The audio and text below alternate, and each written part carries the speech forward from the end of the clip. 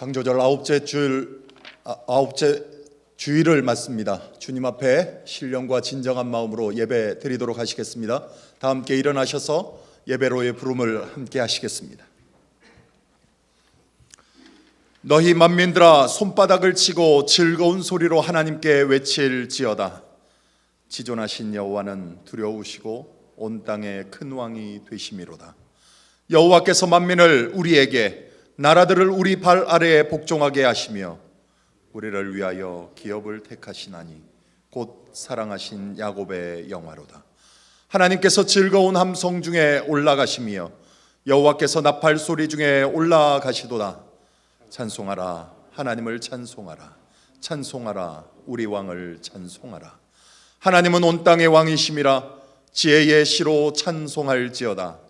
하나님이 뭇 백성을 다스리시며 하나님이 그의 거룩한 보좌에 앉으셨도다. 뭇 나라의 고관들이 모이며 아브라함의 하나님의 백성이 되도다. 세상의 모든 방패는 하나님의 것이며 그는 높임을 받으시리로다.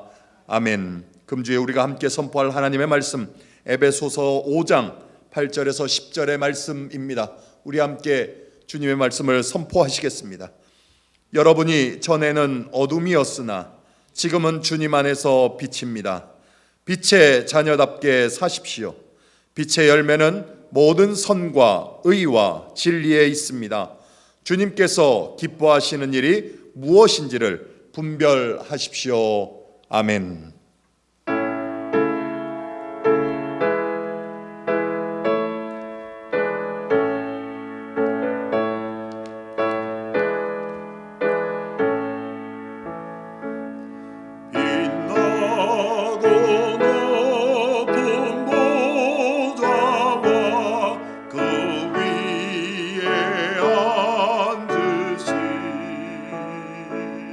주 예수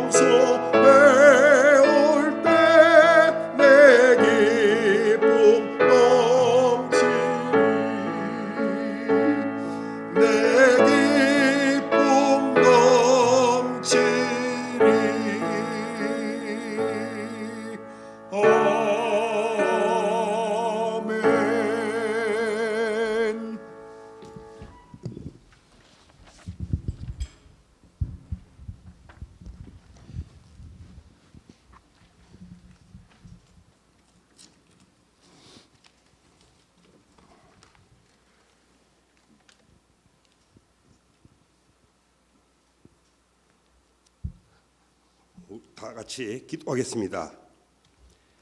하나님 아버지, 은혜가 넘치고 사랑으로 가득 찬 주님의 구원의 방주로 우리를 인도하셔서 복된 예배의 자리에서 축복하심에 진심으로 감사의 기도를 드립니다.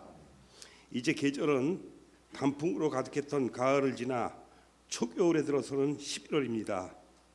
오늘도 우리들의 빈 자리는 올해도 채우지 못하고 이 모습으로 왔습니다. 우리들의 이 나태하고 부족함을 용서하시어 불쌍히 여겨주셔서 이 빈자리를 채울 수 있는 능력과 지혜를 내려 주시옵소서. 하나님 아버지, 우리 락빌 장로교회가 부흥의 큰 역사가 일어나게 하셔서 우리들에게 주신 주님의 이름으로 견고히 세워지게 하시고 말씀과 예배를 사모하며 성도와 성도 간의 굳건한 사랑으로 하나된 기호를 거듭나게 도와 주시옵소서. 아멘. 또한 아버지께서 선택하신 우리 박연익 목사님에게 능력과 권능을 더하시어 오직 아버지의 말씀으로 양들을 양육할 수 있도록 은혜를 주시고 임재하신 성령님의 동행하심과 인도하심이 있기를 간절한 마음으로 기도드립니다.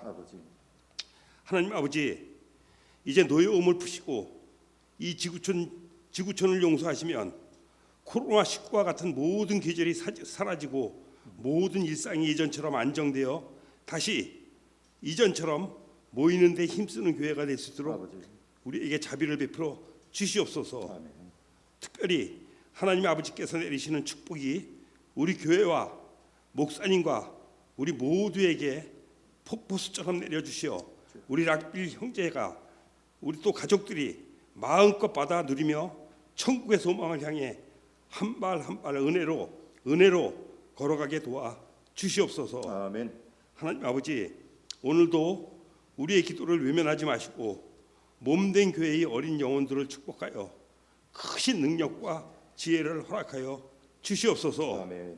오늘도 하나님 아버지의 크신 사랑의 능력으로 마음을 비우고 발걸음을 멈추고 과욕을 내려놓고 오직 하나님의 은혜와 축복으로 살아갈 수 있도록 인도하여 주시기를 간절한 마음으로 바라며 다음 주일도 다시 우리 기쁜 마음으로 이 예배의 자리에서 우리 다 함께 건강한 몸과 마음으로 다시 만날 수 있도록 도와 주시옵소서. 감사드리며 이 모든 말씀 예수 그리스도 이름으로 간절하게 기도드립니다. 아멘.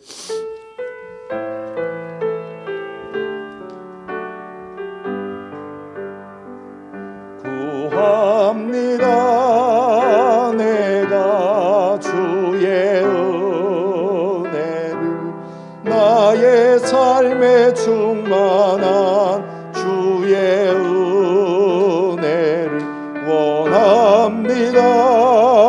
내가 주와 동행을 나의 삶을 주님과 함께 주의 은혜의 비를 내게 내려주소서. 주의 은혜의 강에 나를 담가 주소서. 내 앞에 놓여 있는 크고 작은 문제들 크신 주의 은혜로 모두 흘려보내 주소서. 구합니다. 내가 주의 은혜를 나의 삶에 충만한 주의 은혜를 원합니다. 내가 주와 동행을 나의 삶을 주님과 함께 구합니다. 내가 주의 은혜를 나의 삶에 충만한 주 은혜를 원합니다. 내가 주와 동행을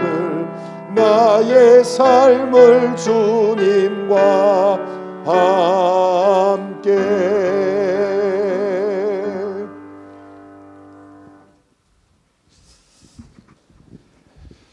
창조절 9째 주일 우리에게 주시는 하나님의 말씀입니다. 요한복음서 8장 12절에서 20절의 말씀입니다. 제가 주님의 말씀을 받들어 봉독하겠습니다. 예수께서 다시 그들에게 말씀하셨다. 나는 세상의 빛이다. 나를 따르는 사람은 어둠 속에 다니지 아니하고 생명의 빛을 얻을 것이다. 바리새파 사람들이 예수께 말하였다. 당신이 스스로 자신에 대하여 증언하니 당신의 증언은 참되지 못하오. 예수께서 그들에게 말씀하셨다. 비록 내가 나 자신에 대하여 증언할지라도 내 증언은 참되다. 나는 내가 어디에서 와서 어디로 가는지를 알고 있기 때문이다. 그러나 너희는 내가 어디에서 왔는지를 모르고 어디로 가는지도 모른다. 너희는 사람이 정한 기준을 따라 심판한다. 나는 아무도 심판하지 않는다.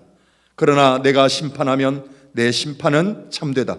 그것은 내가 혼자 있는 것이 아니라 나를 보내신 아버지께서 나와 함께 하시기 때문이다. 너희의 율법에도 기록하기를 두 사람이 증언하면 참되다 하였다. 내가 나 자신에 대하여 증언하는 사람이고 나를 보내신 아버지께서도 나에 대하여 증언하여 주신다. 그러자 그들은 예수께 물었다. 당신의 아버지가 어디에 계십니까? 예수께서 대답하셨다. 너희는 나도 모르고 나의 아버지도 모른다. 너희가 나를 알았더라면 나의 아버지도 알았을 것이다. 이것은 예수께서 성전에서 가르치실 때에 헌금귀가 있는 데서 하신 말씀이다. 그러나 그를 잡는 사람이 아무도 없었다. 그것은 아직도 그의 때가 이르지 않았기 때문이다. 아멘. 이 말씀에 근거하여 우리의 신앙을 사도신경으로 고백하시겠습니다. 전능하사 천지를 만드신 하나님 아버지를 내가 믿사오며 그 외아들 우리 주 예수 그리스도를 믿사오니 이는 성령으로 잉태하사 동정녀 마리아에게 나시고 본디오 빌라도에게 고난을 받으사 십자가에 못 박혀 죽으시고 장사한 지 사흘 만에 죽은 자 가운데서 다시 살아나시며 하늘에 오르사 전능하신 하나님 우편에 앉아 계시다가 재리로서 산자와 죽은 자를 심판하러 오시리라. 성령을 믿사오며 거룩한 공회와 성도가 서로 교통하는 것과 죄를 사하여 주시는 것과 몸이 다시 사는 것과 영원히 사는 것을 믿사옵나이다. 아멘.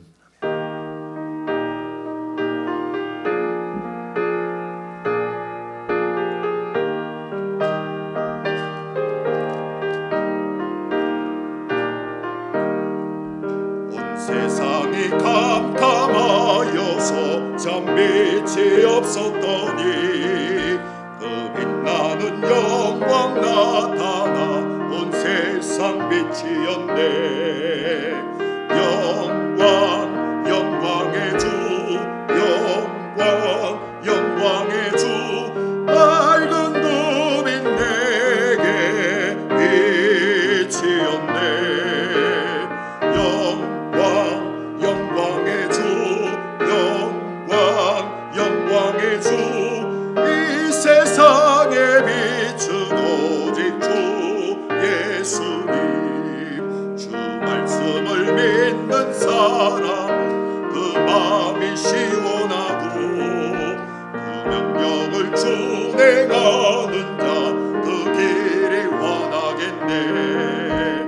영광 영광의 주 영광 영광의 주 맑은 빛 내게 비추었네. 영광 영광의 주 영광 영광의 주 이 세상에 비춘 오직 주 예수님. 죄 가운데 사는 사람은 그 눈이 어두워도 그 죄악을 씻는 날에는 그 눈이 밝아지네. 영광 영광의 주 영광 영광의 주 맑은 눈빛 내게 비추었네. 영광 영광의 주 영광 영광의 주 이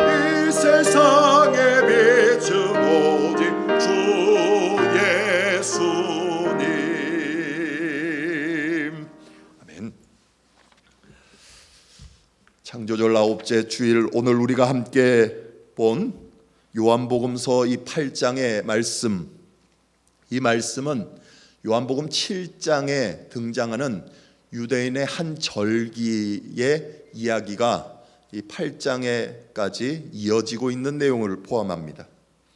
그것은 그것과 연관된 이 유대인의 절기, 그 절기에서 행해진 두 가지 아주 상징적인 예식이 있습니다. 그 예식의 하나가 7장에 등장하고 다른 하나는 이제 8장에 오늘 우리가 본 본문에 등장하고 있습니다. 그 절기가 무엇이냐 하면 요한복음 7장 2절에 보시면 성경이 이렇게 시작을 합니다. 그런데 유대 사람의 명절인 초막절이 가까이 왔다 그럽니다. 이 초막절이 등장해요. 초막절은 이스라엘의 가장 큰 3대 명절, 유월절, 그리고 오순절, 그리고 초막절, 이 세 절기 중에 하나이죠. 7 큰 명절들이 있지만 그 중에도 가장 큰 3개의 명절입니다. 혹은 우리가 수장절이라고도 하고 장막절이라고도 부르는 이 초막절이 바로 오늘 이 본문이 해당되는 절기입니다. 1년 중에 가장 큰 축제일입니다. 유월절도 큰 절기고 오순절도 큰 절기지만 그보다 더 큰 절기, 굉장히 큰 1년 중에 성대한 축제가 바로 이 초막절입니다. 이 초막절은 하나님께서 이스라엘을 40년 광야 생활을 거치면서 하나님의 처소로 성막을 삼으시고 그곳에 임재하셔서 그들을 이끌어내셨던, 그리고 그들이 텐트를 치면서 광야 생활을 살아내야 했던 그 삶의 내용을 기념하는 절기가 바로 이 초막절입니다. 뿐만 아니라 그들이 이제 그 광야 생활뿐만 아니라 영원한 장막, 이제 영원히 거할 처소, 하나님의 장막, 적과 꿀이 흐르는 약속의 땅, 그것에 대한 소망과 기대를 향해서 이제 하나님께서 그들을 이끌어내셨다라는 것을 기념하는 절기가 바로 이 초막절이죠. 오늘날로 얘기하면 이제 3주 뒤에 있는 이 추수감사절이 바로 이 초막절의 예표입니다. 올해 우리는 이 추수감사절 생각하면 한 해를 돌아보면서 감사할 이야기들이 우리에게 있어야 되는데 참 한 해를 돌아볼 때 어렵고 힘들고 고단한 세월이 아니었나 생각을 합니다. 모든 사람들이 동일하게 그렇게 얘기하죠.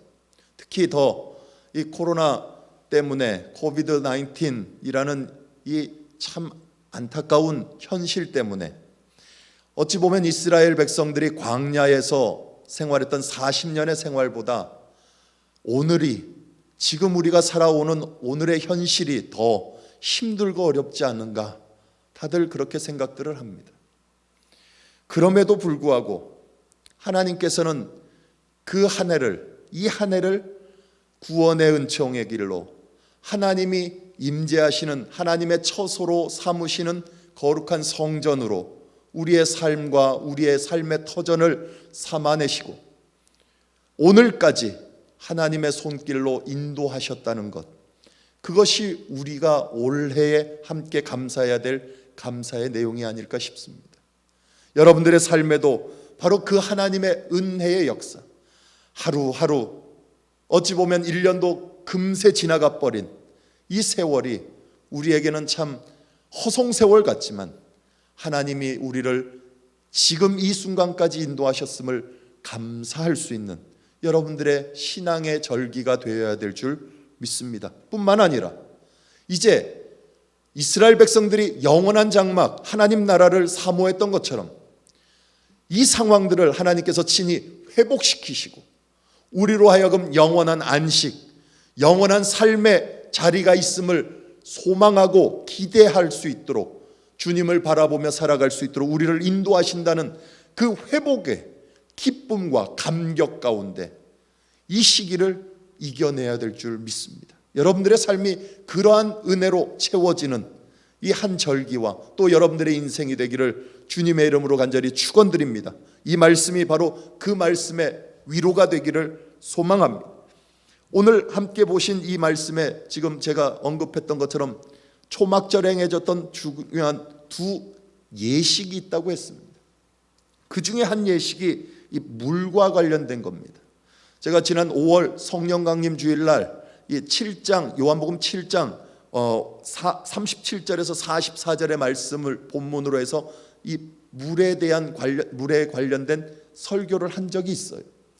거기에 본문을 잠깐 보시면 이렇습니다. 요한복음 7장 37절에서 38절의 말씀은 명절의 가장 중요한 날인 마지막 날에 예수께서 일어서서 큰 소리로 말씀하셨다. 목마른 사람은 다 내게로 와서 마셔라. 나를 믿는 사람은 성경이 말한 바와 같이 그 배에서 생수가 강물처럼 흘러나올 것이다. 이 말씀, 이 유명한 말씀이죠. 생수가 강물처럼 흘러나올 것이다 하는 이 이야기, 이것이 바로 초막절에 행해졌던 한 예식의 상징입니다. 초막절이 시작이 되면 첫째 날부터 여섯째 날까지 성전의 제사장들과 그 성전에 올라온 유대인들이 그 행렬을 이루어서 하루에 한 번씩 성전 곁에 있었던 실로암 연못의 물을 떠다가 성전에 뿌렸습니다. 성전을 정화시키기도 하고 또 그 예식을 통해서 이 날을 기념하는 게 있었어요. 그게 무엇인가 하면 바로 이스라엘 백성들이 광야 40년 동안 걸어 다녔던 그 인생길에서 하나님께서 생명수로 그들이 살 수 있는 생명의 물로 마시게 하셨다는 그 사건. 여러분들 잘 아시는 대로 출애굽기 14장 이제 홍해를 건너고 그리고 15장을 거쳐서 그들이 첫 하나님 앞에 대적한 일이 뭐였습니까? 광야에서 만난 이 목마름, 갈증의 문제, 이것에 대해서 하나님께 대항했잖아요. 그때 모세를 통해서 반석에서 나는 물을 마시게 했죠. 이게 바로 마라의 쓴물, 즉 무리바 사건입니다. 그 생명수를 마시게 했던 그 사건, 그것을 기억하도록, 그래서 이 사건이 얘기하는 영원한 생명수, 다만 반석에서 나는 그 광야의 물이 아니라 이제는 진짜 영원히 목마르지 않는 생명수가 있다. 그게 누구냐? 예수 그리스도다 라는 것을 예표해 주는 아주 중요한 사건이 바로 이 초막절에 행해졌던 예식입니다. 그 초막절의 주인공, 그가 누구냐? 예수 그리스도라는 거죠. 그리고 이제 두 번째 하는 또 중요한 예식이 있어요. 그게 뭐냐면 앞에는 물에 대한 예식이지만 두 번째는 불에 대한 예식이에요. 불잔치죠. 불에 대한 잔치. 오늘 본문 요한복음 8장 12절 말씀은 이렇게 시작이 되죠. 예수께서 다시 그들에게 말씀하셨다. 나는 세상의 빛이다. 나를 따르는 사람은 어둠 속에 다니지 아니하고 생명의 빛을 얻을 것이다 그랬어요. 예수님께서 다시 그들에게 얘기해요. 7장 37절 47절까지 말씀하다가 갑자기 8장 12절에 와서 다시 얘기해요. 그게 뭐냐면 연결되는 이야기예요. 물의 이야기를 했다가 불의 이야기로 다시 얘기하시는, 나는 세상의 빛이다. 나를 따르는 사람은 어둠 속에 다니자고 아니하고 생명의 빛을 얻을 것이다 그랬어요. 생명수 되시는 이제 예수님께서 이제는 생명의 빛으로 우리에게 오셨다는 것을 증언해 주고 있지. 초막절에 이 실로암 연못을 떠서 성전에 뿌렸던 예식이 주로 아침 아니면 오전에 낮에 행해졌던 예식이라고 한다면 바로 이 예식은 밤에, 초막절 절기 밤에 행해졌던 예식이었어요. 유대인의 이스라엘 백성들에게, 유대인 민족들에게 가장 중요하게 여기는 3대 고전이 있습니다. 3대 고전. 첫째는 뭐니 해도 히브리 성서죠. 예, 율법서가 포함된 히브리 성서. 그리고 두 번째는 여러분들 잘 아는 지혜의 문서인 탈무드라는 책이 있어요. 그리고 마지막 하나가 더 있는데 그게 뭐냐면 미시나라는 책이에요. 미시나라는 책. 아까 말씀드린 대로 히브리 성서에 등장하는 이 토라, 율법서죠. 율법서. 이거는 written law예요. 그러니까 쓰여진 율법서, 성문서라고 해서 유명한 책이 바로 이 토라죠. 토라. 그런데 이스라엘 민족들 가운데 계속적으로 구전되어 입으로 전해왔던 이 율법 혹은 예식, 전통, 이 오랄로가 있어요. 입으로 구전되어 온 율법들, 전통들이 있어요. 그것을 하나로 모아서 써놓은, 정리해놓은 책이 바로 이 미시나라는 책이에요. 그 미시나라는 책에 이 초막절에 행해졌던 이 불잔치, 불예식을 이렇게 설명한 대목이 있어서 여러분들에게 소개를 할게요. 그 불의 예식에 대해서 그 미시나에 이렇게 얘기합니다. 초막절 절기의 첫날이 끝나갈 때 사람들은 여인들의 뜰로 내려갔다. 그곳에는 황금 등대들이 있는데 그 등대에는 4개의 주발 그릇들이 놓여 있고 그 옆에 4개의 사다리들이 있다. 제사장 계열에 속한 젊은이들이 각각 그들의 손에 기름 종이를 들고 주발마다 기름을 채웠다. 심지는 제사장들이 입었던 바지나 앞치마로 만들어졌다. 이 등대의 빛으로 인해서 예루살렘 성전 어느 곳도 밝혀지지 않은 곳이 없었다. 경건한 사람 혹은 행실이 잘 알려진 사람들이 그 등대 아래에서 손에 횃불을 들고 춤을 추었으며 그들 앞에서 노래와 찬양을 불렀다. 이때 불렀던 찬양이 시편 120편에서 134편에 등장하는 이 성전으로 올라가는 노래라는 거예요. 그날에는 어두움도 추위도 서리도 없었다. 그날에는 낮과 밤이 따로 없이 저녁부터 밝혀진 그 빛으로 대낮만 이어졌다 그래요. 그게 이제 미시나에 기록되어 있어요. 이스라엘 백성들은 이 초막절 예식을 통해서 광야 40년 동안 자신들을 이끌어내셨던 하나님의 이 불꽃 같은 손길, 구름기둥 혹은 불기둥으로 그들의 삶을 인도해내신 하나님의 그 섭리를, 그 불의 역사를 재현해냈습니다. 그러면서 하나님의 인도하심과 보호하심, 그 지켜주심을 감사했어요. 그런데 예수님께서 바로 이 초막절 절기에 성전에 올라 유대인들 앞에서 진짜 초막절의 의미와 내용이 무엇인지를 지금 밝혀내고 있어요. 그런데 그 선포를 어디서 하시느냐? 오늘 본문 20절 말씀, 요한복음 8장 20절 초반부에 보시면 이렇게 기록되어 있어요. 이것은 예수께서 성전에서 가르치실 때 헌금궤가 있는 데서 하셨다 그래요. 헌금궤. 이 헌금궤가 성전에 어디 있었느냐? 성전, 구약 시대의 예루살렘 성전은 이제 성벽이 있으면 성벽 안에 바로 성전이 들어가는 게 아니라 그 성벽 안에 뜰이 있었어요. 뜰, 성전 뜰이라고 하는데 그 뜰의 이름이 여인들의 뜰이에요. 여인의 뜰이에요. 아까 미시나에서 제가 읽었던 그 내용 가운데 있었죠. 바로 그 여인의 뜰에 놓여 있는 등대, 거기에 불을 밝혔다고. 그 여인의 뜰에 이 헌금궤가, 우리 헌금함은 이렇게 퉁명스럽게 생겼지만 이스라엘 백성들, 유대인들의 헌금함은 이 나팔, 이 뿔 모양으로 돼 있어요. 그게 13개가 그 주위에 놓여 있어요. 그 놓여 있는 자리 바로 앞에서 지금 예수님께서 선포하고 계시는 거예요. 말씀을. 빛의 예식, 즉 이 참빛, 생명의 빛이 누군지, 이 초막절이 증거하고 있는 진짜 초막절의 주인이 누군지 지금 예수님이 말씀하고 있지. 그러면서 그 말씀은 이미 구약에 예언된 예언의 성취라는 거예요. 성취라는. 오늘 우리가 함께 보는 말씀의 바로 앞부분, 이 7장부터 8장이 연결돼 있다고 그랬잖아요. 근데 이 7장 물의 예식과 불의 예식 사이에 이런 증언이 있는 것을 볼 수 있어요.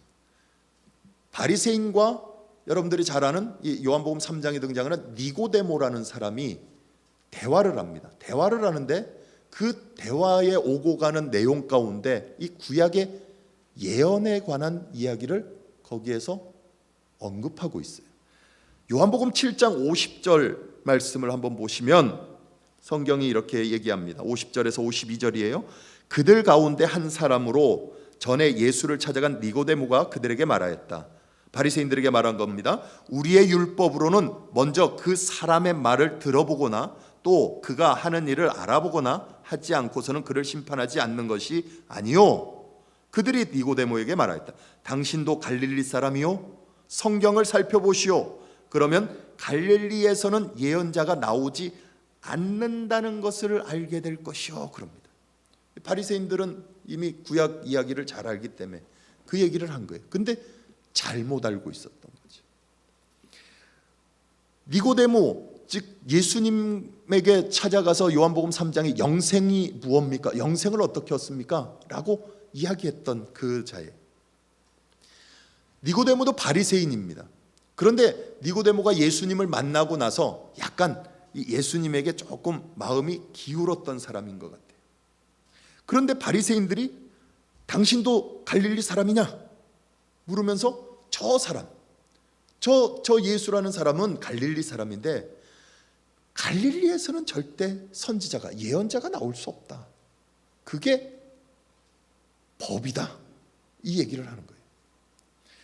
그런데 그 얘기가 이 이사야서에 가면 그들은 잘못 이 이야기를 이해한 걸로 등장합니다. 이사야서 9장을 한번 보시죠.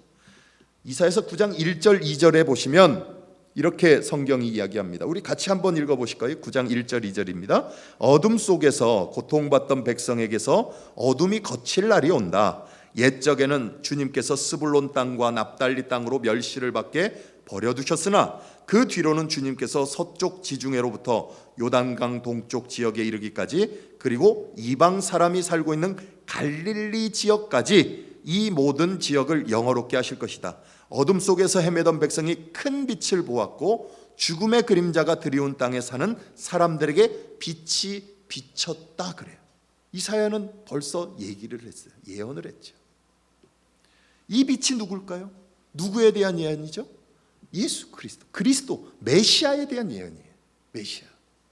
참 생명의 빛이 바로 메시아다. 예수 그리스도다. 그래서 이 9장, 이사야서 9장은 무엇에 대한 예언이 이 말씀으로 시작이 되는 거예요?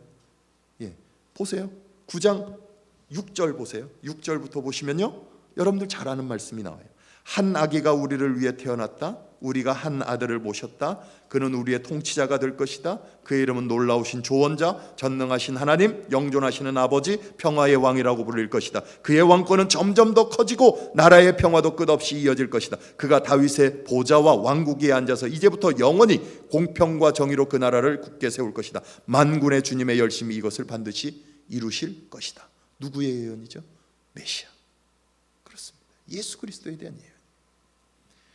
아버지께서 보내실 메시아 그리스도, 그분이 어둠 가운데 있는 갈릴리, 어둠 가운데 헤매고 있는 백성들, 그들 가운데 비춰질 큰 빛, 참 빛이다. 생명의 빛이다. 그가 누구냐? 예수 그리스도다.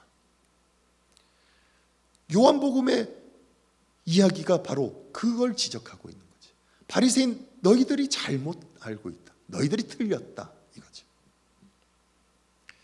그래서 요한복음은 처음부터, 요한복음 1장에서부터 뭘 이야기합니까? 그 빛이 누구인지, 그 빛이 무엇인지, 그 빛이 어디로부터 왔는지, 그리고 어둠이 도대체 뭔지, 참빛, 세상에 비친 그 생명의 빛이 도대체 뭘 이야기하는 건지, 누구를 지칭하고 있는 건지 중요하게 이야기하고 있죠. 요한복음은 그 얘기에 시작이에요. 요한복음 1장 5절에 보세요. 요한복음 1장 5절에 그 빛이 어둠 속에서 비치니 어둠이 그 빛을 이기지 못하였다 그래요. 9절에 가보세요. 또 이렇게 얘기해줘. 참 빛이 있었다. 그 빛이 세상에 와서 모든 사람을 비추고 있다. 그는 세상에 계셨다. 세상이 그로 말미암아 생겨났는데도 세상은 그를 알아보지 못했다. 그가 자기 땅에 오셨으나 그의 백성은 그를 맞아들이지 않았다. 그러나 그를 맞아들인 사람들, 곧 그 이름을 믿는 사람들에게는 하나님의 자녀가 되는 특권을 주셨다. 이 말씀을 하죠. 결국 빛 가운데 나온 사람들, 예수님을 그리스도로 영접한 사람들, 예수의 이름을 믿는 자들, 메시아를 믿는 자들, 그리스도를 믿는 자들, 그들에게는 하나님의 자녀가 되는 특권을 얻습니다. 그러나 어둠 가운데 있는 사람들은 어떻게 됩니까? 예수님을 믿지 않는 사람들. 그들은 하나님의 자녀가 될 수 없습니다. 그렇다면 이 어둠 가운데 있는 자들, 예수를 믿지 않는다고 하는 자들, 하나님의 자녀가 되지 못하는 자들, 이들의 특징이 뭘까요? 다만 예수 안 믿는 게 특징일까요? 요한복음 3장 19절에 보시면 그 얘기를 이 말씀에서 다시 하십니다. 요한복음 3장 19절이에요. 같이 한번 읽어보시죠. 심판을 받았다고 하는 것은 빛이 세상에 들어왔지만 사람들이 자기들의 행위가 악함으로 빛보다 어둠을 더 좋아하였다는 것을 뜻한다. 악한 일을 저지르는 사람은 누구나 빛을 미워하며 빛으로 나오지 않는다. 그것은 자기 행위가 드러날까 보아 두려워하기 때문이다. 그러나 진리를 행하는 사람은 빛으로 나온다. 그것은 자기의 행위가 하나님 안에서 이루어졌음을 드러내려는 것이다. 그래요. 여기 보세요. 어둠에 속한 사람의 특징이 뭡니까? 죄되고 악한 행위가 많이 드러날 것을 두려워한다는 거예요. 근데 거기만 있는 게 아니라 그렇기 때문에 뭐 한다고요? 빛을 미워한다고요. 미워한다고. 너무 이 완곡한 표현을 써서 굉장히 그냥 좋아, 싫어 이 정도로 느껴지지만 그 정도가 아니에요. 어둠에 거한다, 빛에 거하지 않는다. 그건 빛을 공격한다는 거예요. 공격한다. 미워한다는 것이 공격한다. 전투적인 용어예요. 없애버리는 거죠. 결국 생명의 빛 대신 예수 그리스도는 어떻게 되죠? 그들에 의해서 십자가에 죽죠. 이게 성경이 증언하는 내용이에요. 아까 좀 전에 보았던 니고데모와 바리새인의 대화에 보면요, 이런 표현이 있어요. 물론 이스라엘 백성들, 유대인들이 생각하는 이 율법이라는 것, 그것이 갖는 아주 중요한 의미가 있어요. 그들이 생각하고 있는 것. 그 말씀에 잠깐 보시면요, 요한복음 7장 51절에 이렇게 성경이 기록하죠. 니고데모의 대화예요. 우리의 율법으로는 먼저 그 사람의 말을 들어보거나 또 그가 하는 일을 알아보거나 하지 않고서는 그를 심판하지 않는 것이 아니요 라고 물어요. 그리고 나서 이제 바리새인들이 너도 갈릴리 사람이냐 그렇게 물은 거죠. 이 니고데모가 이 이야기를 해요. 우리 율법으로는 먼저 그 사람의 말을 들어보거나 또 그가 하는 일을 알아보거나 하지 않고는 심판하지 않는다는, 이 말이 뜻하는 것이 뭐냐면, 이 율법이라는 것은 빛을 비추는 게 맞다, 비추어 주는 것이 맞기는 한데 그 율법이 결국 심판을 얘기하는 건 아니다 이거예요. 빛을 비추기는 한다, 그 얘기를 하는 거예요. 이 율법을 통해서 빛을 비추어 주기는 하는데 그게 진짜 참 빛이 되지 못하기 때문에 다 드러나지 않는다는 얘기를 하는 거예요. 그러면서 성경이 어떤 이야기를 같이 덧붙여서 이 요한복음 7장과 8장을 연결하는가 하면, 여러분들이 잘 아는 이 7장 53절에서 8장 11절에 등장하는 가늠하다 현장에서 붙잡힌 여인의 이야기가 나와요. 이 바리새인들이 바로 그 율법, 비추어진 빛, 그 잠깐 손에 든 랜턴 가지고 이제 율법이 이야기하는 빛이 뭔지를 증명하려고 그래요. 하나님의 공의가 뭔지, 하나님의 정의가 뭔지 실현하려고 이제 빛을 비추는 거예요, 율법으로. 그런데 진짜 바리새인들이 그랬습니까? 바리새인들이 그 빛으로, 율법으로 정말 그 빛을 비추어 냈습니까? 하나님의 정의를?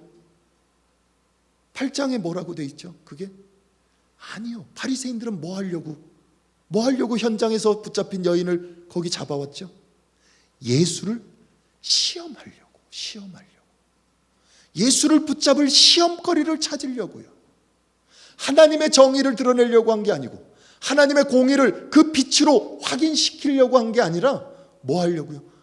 참빛, 생명의 빛인 예수를 뭐 하려고요? 잡아들이려고, 꺼버리려고, 없애버리려고. 하나님께서 이스라엘 백성들에게 율법을 주신 목적이 뭡니까? 빛을 비추라고 했습니까? 아니면 빛을 끄라고 했습니까? 죽이라고 했습니까? 살리라고 했습니까? 율법을 주신 목적이 뭐죠? 그 빛을 비추어서 알라는 거예요. 알라는 거. 뭘 알아요? 하나님을 알라는 거지. 죄가 뭔지를 알아라는 거예요. 그리고 내가 하나님의 백성된 거룩한 백성 되어야 된다는 것을 알라는 거예요. 그걸 빛으로 보여준 거예요. 그게 율법이죠. 하나님의 질서를 알고 하나님의 공의를 알고 하나님의 뜻을 알기 위해서 율법이라는 것을 통해서 빛을 비추어 줬어요. 그런데 그들은 뭐 하고 있어요? 그 빛으로 참빛 예수 그리스도를 죽이려고 하는 거죠. 끌려고 하는 거예요. 그들은 빛에 거하는 자들이 아니기 때문에 그래요. 어둠에 거하는 자들이기 때문에. 여러분들 어둠에 있어 보면 잘 아시잖아요. 아무것도 보이지 않아요. 밤에 다닐 때 뭐가 좀 보이는 거는요, 밤에 미세하게 비춰지는 뭐 별이든 달이든 비춰지는 작은 빛이 있기 때문에 보이는 거죠. 진짜 칠흑 같은 암흑의 사이에 들어가면 보일 수 없습니다. 볼 수 없어요. 어느 누구도 못 봐요. 보는 자가 용하죠. 볼 수 없습니다. 그래서 내가 지금 가고 있는 길이 제대로 된 길인지도 몰라요. 원효대사가 그래서 해골에 든 물을 마셨다고 할 정도로 그게 해골의 물인지 진짜 샘물인지 꾸정물인지도 모른다는 거죠. 내가 가고 있는, 내가 서 있는 이 땅이, 이곳이 쓰레기 더미 위에서 가고 있는지 아니면 내가 제대로 길을 걷고 있는지 모른다는 겁니다. 볼 수 없어요. 그런데 예수님께서 빛으로 오셔서 생명의 참빛으로 오셔서 이것들을 보여주는 거죠. 보여주시는 거예요. 왜요? 예수님은 율법의 창시자 아닙니까? 말씀 자체이시잖아요. 그래서 비추어 주는 거예요. 비추어 줌으로써 뭘 하는 거죠? 지금 가고 있는 길이 죽음의 길이라는 것을, 쓰레기 더미라는 것을, 그 물이 해골에 든 물이라는 것을, 쓰레기 더미에 파묻혀서 살아가는 자들이라는 것을 어떻게 알 수 있어요? 빛이 비추니까. 빛이 비추니까. 빛이 비추니까 아는 거죠. 그런데 뭐라고 해요? 빛이 비췄는데 악을 행하는 자마다 뭐 한다고요? 이게 쓰레기 더미인지 확인이 됐는데 그들은 뭐 한다고요? 그 빛을 끌라고 그런다. 끌라고. 꺼버리려고. 왜일까요? 그 행위가 드러나기 때문에. 빛을 비추어졌더니 오히려 더 감사할 일이 아니라 자신들의 모습이 드러나 버리니까, 진짜 실체가 드러나니까 그 빛을 꺼버리는 거야. 눈부셔. 요한복음 8장 9절에 그래서 이 말씀이 거기에 기록되어 있는 거예요. 우리 새번역서가 아닌 개역 개정판에는요, 이 말이 원래 원문에도 있는 이 말이 있어요. 어떤 말이냐면 이 말이에요. 8장 9절을 보세요. 같이 한번 읽어보실까요? 그들이 이 말씀을 듣고 양심의 가책을 느껴 어른으로 시작하여 젊은이까지 하나씩 하나씩 나가고 오직 예수와 그 가운데 섰는 여자만 남았더라. 그래요. 이 양심의 가책. 양심의 가책이 뭐예요? 빛을 비췄더니 보인 거예요. 그랬더니 떠나간다. 말씀이 거기 가운데 있으니까. 참빛이신 예수님 앞에 어둠 속에 속한 이 여인을 고발하려고, 징벌하려고, 정죄하려고 돌을 들었던 바리새인들, 그들이 하나씩 돌을 놓고 도망가는 거죠. 왜요? 율법을 가지고 빛을 비추어 정의를 실행하려고 했던 그들이 더 큰 빛, 더 밝은 빛 앞에 서니까 자기들이 하고 있는 일이 양심의 가책이 되는 일들이라는, 어둠의 일이라는 거예요. 그렇다면 성도 여러분, 이 빛에 드러난 삶을 살아가고 있는 자들, 빛이 비추었더니 그 가운데 드러나 버린 삶을 살고 있는 우리, 그들은 도대체 어떻게 살아야 될까요? 더럽고 추하고 악한 것들이 이 빛 가운데 드러나면 그 드러난 추악함들을 정리하고 깨끗하게 하고 그것을 옮겨내고 그래서 어떻게 해서든 더 정결하게 살아가려고 애를 쓰면 되는 건가요? 더러운 거 빨리 치우고 깨끗하게 살아야지. 난 이제 더 이상 쓰레기 더미에 사는 사람이 아니야. 이것이 빛을 받아든 사람들의 삶일까요? 근데 충격적인 거는요, 복음은요, 성경은요, 그것도 아니라고 얘기해요. 이 기절초풍할 일 아닙니까? 그러면 악이 드러났으면 악을 제하고 깨끗하게 살면 되죠. 착하게 살면 되는 거 아닙니까? 근데 성경은 그게 아니라는 거예요. 혼돈이 와야 돼요. 혼돈이. 지금 제가 오늘 이 11월 1일이잖아요. 제가 이 교회에 부임한 지 딱 1년 됐어요. 딱 1년. 제가 부임하면서 첫 부임 설교가 뭔지 아세요? 여호수아 말씀 가지고 설교했었어요. 너는 누구 편이냐? 우리 편이냐 쟤네 편이냐? 그때 기억하세요 혹시? 그 말씀의 결론이 어디로 갔는지. 여호와의 사자를 향해서 여호수아가 여리고성 그 가나안 땅을 향하여 들어가면서 그 누구 편인지 여호와의 사자를 보고 이야기하잖아요. 넌 누구 편이냐? 우리 편이냐? 아니면 저 적군 편이냐? 그 여호와의 사자가 하는 말이 뭐예요? 나는 네 편도 제 편도 아닌 하나님 편이다. 성경이요, 우리가 생각하는 답이 나오면 좋겠는데 그게 아니에요. 빛에 드러난 이 참빛이 비춰지면서 착하게 살면 될 거라고 생각했는데 답은 그쪽으로 안 가요. 왜일까요? 더러운 것 치우는 것, 깨끗하게 사는 것, 착하게 사는 것, 물론 신앙생활을 통해서 그게 우리의 삶에서 드러나는 것은 맞습니다. 근데 성경은 그걸 요구하는 게 아니에요. 왜냐하면 그것은 종교적인, 율법적인, 율법주의적인 삶의 모습이기 때문에. 기독교가 아니더라도요, 세상 많은 종교들도요, 그 일은 다 해요. 세상 그 자기들이 가지고 있는 진리를 보면 착하게 살아야 되겠다, 선한 마음을 가져야 되겠다, 그 마음이 다 든단 말이에요. 그게 종교적인 마음이에요. 바리새인들이 그랬어요. 유대인들이 그랬어요. 이스라엘 백성들이 그랬어요.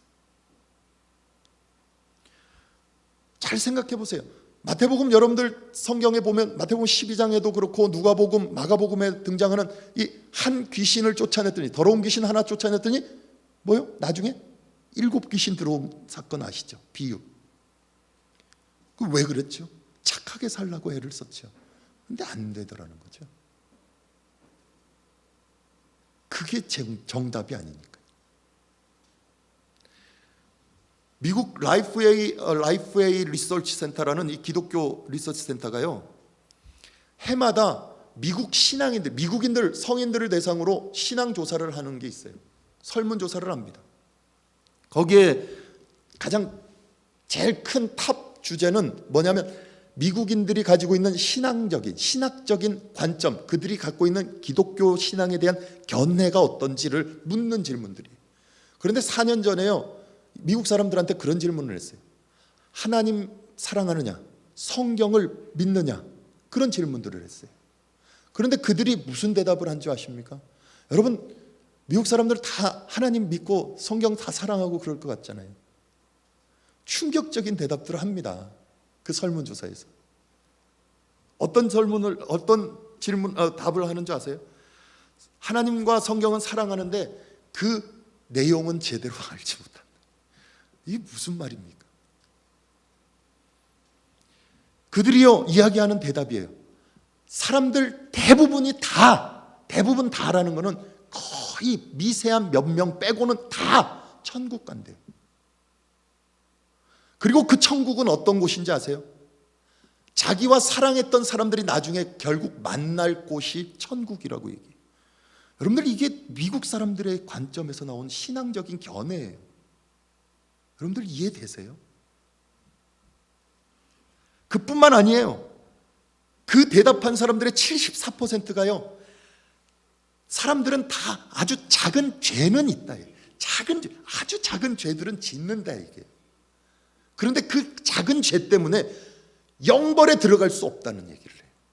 이들이 바라보고 있는 그 죄의 관점이 어디에 있죠? 도덕적인 관점밖에 없어서 그래요. 율법적인, 종교적인 신앙생활을 하니까 그래요. 성경이 정말 그렇게 얘기합니까? 여러분, 성경이 그렇게 얘기해요? 그렇게 얘기 안 해요. 이 대답이 결국 이들의 설문조사를 통해서 결국 우리가 결론을 얻을 수 있는 게 뭐예요? 선량하게 잘 살면 다 천국 간다 이거예요. 여러분, 복음이 그렇습니까? 복음을 여러분들 그렇게 믿고 계세요? 잘못 믿으셨어요. 그러면 잘못 믿으셨죠. 율법을 가진 이스라엘이 그 율법을 예표하고 있는 이 참 말씀, 참 율법, 참 생명, 참 빛, 예수 그리스도를 꺼버리려고 노력하고 있는 이들의 모습을 한번 보세요. 빛의 자녀된 자들, 그 빛으로 드러난 자들, 우리는 그 빛이 드러나고 그 빛이 우리에게 비추어 줌으로써 우리가 가진 어떤 열심, 결심, 의지, 다짐, 이런 것들이요 결코 우리에게서 선을 만들어낼 수 없음을 알아야 돼요. 빛이 비추어지면 하나님 앞에서 결코 선을 우리가 만들어낼 수 없다는 걸 알아야 된다고요. 귀신이 쫓아나갔으면 그 비어진 깨끗하게 청소된 그곳에 내가 내 선을 이루어내려고 애를 써서는 안 된다고요. 선을 이루어낼 수 없다고요. 7 귀신이 들어오는데요, 어둠과 흑암의 웅덩이에서 헤어나올 수 없어요. 우리 스스로는. 빛이 우리를 비추어내고 우리의 추함이 드러나면 그 추함 앞에, 빛 앞에 우리는 그냥 항복하는 것밖에 없어요. 하나님 앞에 엎드리는 것밖에 없어요. 우리의 삶을 하나님 앞에 의지할 수밖에 없어요. 그래서 오늘 본문에 이런 말씀이 있는데 이 말씀을 제대로 이해하셔야 돼요. 8장 12절 말씀 한 번 더 같이 읽어보시죠. 요한복음 8장 12절 같이 한 목소리로 같이 읽어보세요. 예수께서 다시 그들에게 말씀하셨다. 나는 세상의 빛이다. 나를 따르는 사람은 어둠 속에 다니지 아니하고 생명의 빛을 얻을 것이다. 그래요. 여기 보면 따르는 사람들은 어둠에 거하지 않고 생명의 빛을 얻는다고 그래요. 이 말씀 때문에 우리는 늘 귀에 뭘 늘 생각하고 이해하고 이 말씀을 받아들이냐면 예수님만 따라가면 된다고 생각해요. 저 빛이 비추면 그 빛만 따라가면 된다고 생각을 해요. 이 말씀 안에는요 원래 따른다는 의미가 제1 의미가 아니에요. 물론 그 의미를 포함은 하고 있지만 진짜 이 단어가 갖고 있는 원래 의미는요 그 의미가 아니죠. 무슨 의미냐면 accompany, to go with예요. together, go with, 힘, 예수님과 함께 동행하는 걸 얘기해요. 여러분, 빛을 보고 따라가는 게 빛이 비추어진 어둠이 드러나버린 인생이 살아야 될 삶의 내용이 아니라는 얘기예요. 착하게 살아서 되는 게 아니에요. 저 빛이 있으니까 이제 저 빛처럼 이제 착하게 내가 살아가는 게 그게 중요한 게 아니라고요. 복음은 그 안에 깨끗이 청소됐으면 빛으로 채워져야 돼요. 성령으로 채워져야 돼요. 하나님의 말씀으로 채워져야 되고요. 하나님의 은혜로 채워져야죠. 그 채워진 빛이 함께 가면 빛이 가고 있는데 그 길은 당연히 빛이죠. 그 의미예요. 저 빛이 비추는 그곳을 향해서 내가 달려가고 따라가고 하는 게 삶이 아니라는 거예요. 신앙이 아니라는 거죠. 주님과 연합하는 일이에요. 하나 되는 일이에요. 동행하는 일이에요. 비어진 곳, 그 비어진 곳에 하나님의 빛으로, 하나님으로, 예수 그리스도로, 말씀으로, 성령으로 채워가야 되는 거예요. 그러면요, 그 빛이 우리 안에 거하고 내가 그 빛 안에 거하면 우리는요, 가는 곳마다 빛이 비출 수밖에 없죠. 말씀이 전해질 수밖에 없죠. 복음이 증거될 수밖에 없죠. 때를 얻든지 못 얻든지 우리는 그 빛을 전할 수밖에 없는 거예요. 그 빛을. 우리의 삶이 그겁니다. 착한 일 해서가 아니에요. 선한 일이 아니에요. 깨끗이 청소하고 나면 또 우리는 뭐 하는 줄 아세요? 빛이 너무 세니까 야, 불 좀 꺼라. 눈부시다. 우리는 그런 인생들이에요. 그 안에 그 빛이 가득 채워져야 되는데 그 빛을 또 끄고 있다고요. 성도 여러분, 여러분 안에 하나님께서 부어주신 생명수가 있어요. 그 생명수는요, 이제 흘러 넘치게 해야 돼요. 흘러 넘친다는 건 다 비워내라는 소리가 아니라 계속 끊이지 않고 흘러가게 해야 되는 거예요. 고인물이 되어서는 안 돼요. 빛이 비추었으면 그 빛이 나와 함께 동행하도록 빛을 비추어내는 그 삶으로 우리가 살아가야 되는 거예요. 그것이 바로 오늘을 사는 우리의 모습입니다. 그래서 에베소서 말씀에 바울 사도가 이런 권면을 하는 것을 볼 수 있어요. 에베소서 5장, 오늘 우리가 함께 선포한 8절부터 10절의 말씀이 있지만 그 앞에서부터 이런 이야기를 이렇게 얘기해요. 에베소서 5장 7절이에요. 같이 보시면, 그러므로 여러분은 그런 사람들과 짝하지 마십시오. 여러분이 전에는 어둠이었으나 지금은 주님 안에서 빛입니다. 주님 안에서 빛이에요. 여러분은 주님 안에서, 여러분을 예수님께서 세상의 빛이라고 얘기했어요. 그러면 그 빛은 여러분 마음대로 여러분이 발전기를 돌려서 발휘할 수 있는, 발광할 수 있는 그 빛이 아니고 주님 안에서 빛이에요. 주님 안에서. 빛의 자녀답게 사십시오. 빛의 열매는 모든 선과 의와 진실에 있습니다. 이게 우리가 해내는 선입니까? 우리가 만들어내는 의입니까? 아니요. 그 빛으로부터 나오는 의예요. 그 빛이 요구하고 있는 진리예요. 10절 보세요. 주님께서 기뻐하시는 일이 무엇인지 분별하십시오. 여러분은 열매 없는 어둠의 일에 끼어들지 말고 오히려 그것을 폭로하십시오. 그들이 몰래 하는 일을 말하기조차 부끄러운 것들입니다. 빛이 폭로하면 모든 것이 드러나게 됩니다. 드러나는 것은 다 빛입니다. 그러므로 잠자는 사람아 일어나라. 죽은 사람 가운데서 일어서라. 그리스도께서 너를 환히 비추어 주실 것이다 하는 말씀이 있습니다. 그러므로 여러분은 어떻게 살아가야 할지를 살피십시오. 지혜롭지 못한 사람처럼 살지 말고 지혜로운 사람처럼 살아야 합니다. 그리고 이어지는 이야기가 여러분 잘 아는 이야기들이 나와요. 술 취하지 말고 성령의 충만함을 받으라고. 성령의 충만함을 받으라고. 시와 찬미와 신령한 노래로 하나님을 찬양하라고. 더러운 귀신이 쫓아났으면 그 비어진 자리에 성령이 채워져야지. 하나님의 말씀이 채워져야지. 그 빛이 채워져야지. 이것이 바로 지금 오늘 우리가 그리스도의 빛 안에 사는 그 빛이 비추어 이미 어둠 가운데 우리의 빛 가운데 우리의 어둠이 다 드러나 버린 그 인생의 삶을 살아가는 우리의 모습인 겁니다. 성도 여러분, 이 한 해 이제 이 2달밖에 안 남았죠.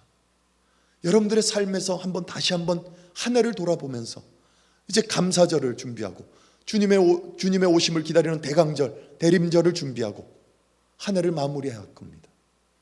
여러분들의 삶에 다시 한번 보세요. 다시 한번 돌아보세요. 여러분 가운데 정말 하나님께서 참빛 예수 그리스도의 빛이 비추어지고 있는지, 그렇다면 내가 그 빛 안에 거하고 있는지, 그 빛으로 채워지고 있는지 여러분들의 삶을 돌아보십시오. 그리고 그 성령의 충만함을 경험하셨다면 이제 여러분들은 성전을 향하여 올라갈 때 하나님을 기뻐할 신령한 노래가 여러분들의 삶에서 들려져야 되는 겁니다. 그게 여러분들의 인생이요, 여러분들의 삶에서 누릴 축복입니다. 말씀을 생각하며 잠시 묵상하십시다.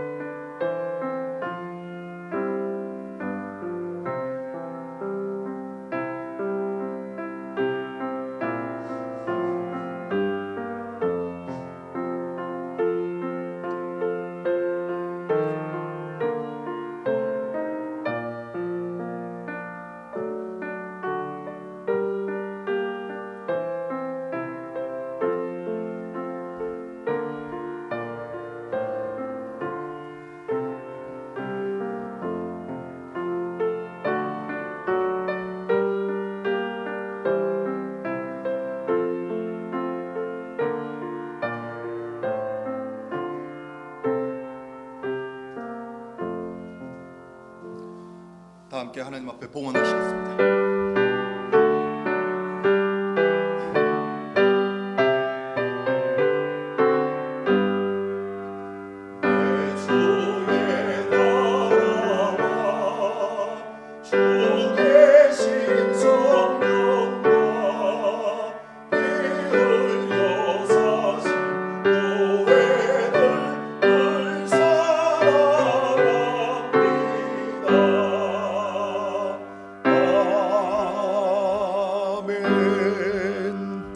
우리 안에 생명의 빛을 비추어 어둠 가운데 헤매이고 죄 가운데 헤매이고 쓰레기 더미 위에 놓여있는 인생들, 하나님의 거룩한 영광의 빛, 그 안에 하나님의 자녀된 축복의 영광을 허락하여 주심을 감사드립니다. 하나님, 그 영광의 빛이 우리 가운데 비추어졌음에 이제 우리는 그 빛 가운데 거하고 그 빛이 우리 안에 거하여 주님과 연합한 거룩한 빛된 삶을 우리의 삶에서 살아내도록 우리 모든 성도들의 삶의 인생을 비추어내시고 그 안에서 하나님 앞에 항복하며 철저히 주님을 의지하고 바라보는 인생의 삶이, 그래서 하늘로부터 주시는 큰 축복의 역사가, 그 영광이 하나님 이들의 삶과 인생과 가정 위에 넘쳐나도록 인도하여 주시옵소서. 날마다 그 빛이 비추어질 때 죽어가는 생명들, 그 어둠의 가운데 거하는 인생들도 하나님 그 빛으로 인하여 하나님 앞에 온전히 드러나 주님의 자녀로 거듭나는 역사도 보게 우리 모든 성도들 위해 한없는 전도의 축복도 허락하여 주시옵소서. 이 시간 주님 앞에 온전히 예물과 이들의 삶과 이들의 헌신을 드리오니 하나님이 이 모든 것 받아주시옵소서. 이들이 드리는 이 모든 것이 정말 하나 되어서 그리스도 안에 하나 되어 그 영광의 빛, 작은 빛으로 또 함께 비추어질 때 하나님, 이 빛으로 인하여 이들의 삶이 더 풍성한 축복을 누리기에 부족함이 없도록 은혜 베풀어 주시옵소서. 건강의 축복도 허락하시옵소서. 하나님, 그래서 그 빛이 꺼지지 않도록 하나님께서 더 심지를 단단하게 하시고 성령의 기름을 부으셔서 그 빛이 온전히 타오를 수 있도록 축복하여 주시옵소서. 감사드리며 존귀하신 예수 그리스도 이름으로 간절히 축복하며 기도하옵나이다. 아멘. 우리 앞뒤 좌우편 계신 분들과 함께 평화의 인사를 나누시겠습니다.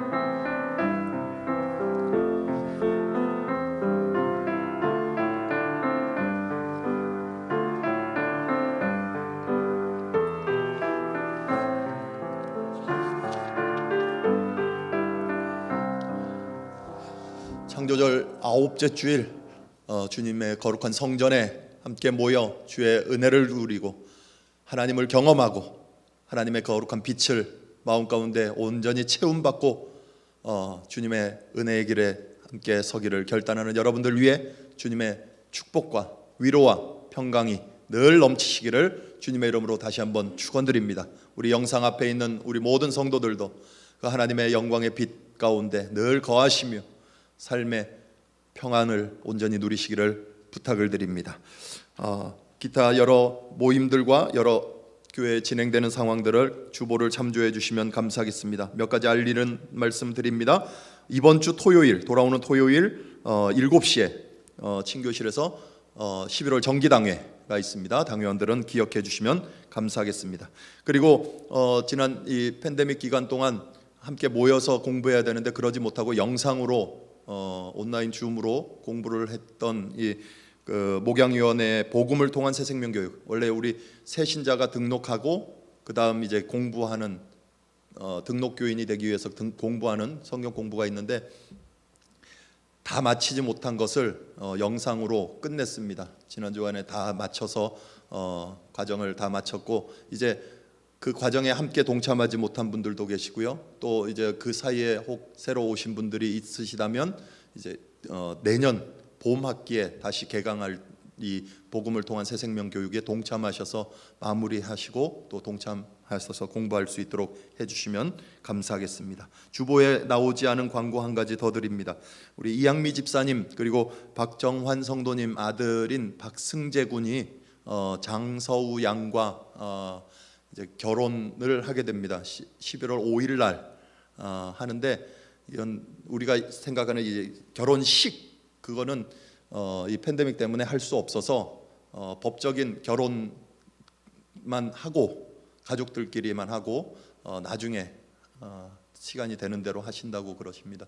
축하해 주시고 기도해 주시면 감사하겠습니다. 교회 앞에 혹시 또 알리실 말씀 있으십니까? 없으시면 우리 함께 일어나셔서 하나님 찬양하시겠습니다.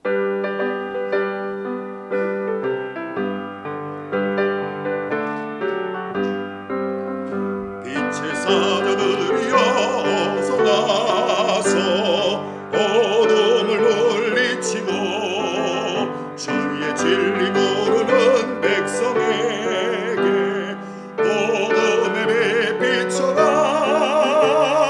빛의 사자들이여 복음의 빛 비춰라. 죄로 어둠 밤 밝게 비춰라. 빛의 사자들이여 선한 사역 위하여 힘을 내라. 주 함께 하시겠네. 주의 크신 사랑을 전파하며 복음의 빛 비춰라. 빛의 사자들이여 복음의 빛 비춰라. 죄로운 밤 밝게 비춰라. 빛의 사자들이여 주님 부탁하신 말 순종하여 이 진리 전파하라. 산을 넘고 물 건너 힘을 다해 복음의 빛 비춰라. 빛의 사자들이여 복음의 빛 비춰라. 죄로운 밤 밝게 비춰라. 빛의 사자들이여 동서남북어디나 땅끝까지 주님만 의지하고 눈 어두워 못 보는 백성에게 복음의 빛 비춰라. 빛의 사자들이여 복음의 빛 비춰라. 죄로운 밤 밝게 비춰라. 빛의 사자들이여.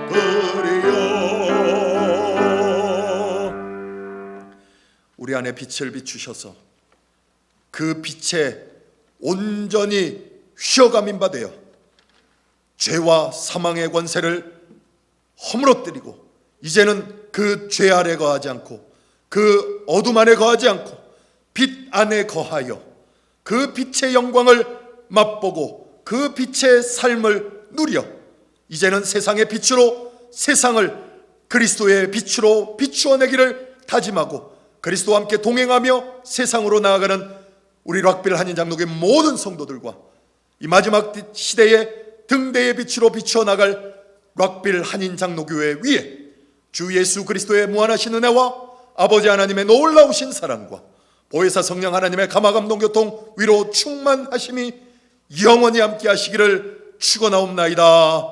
아멘.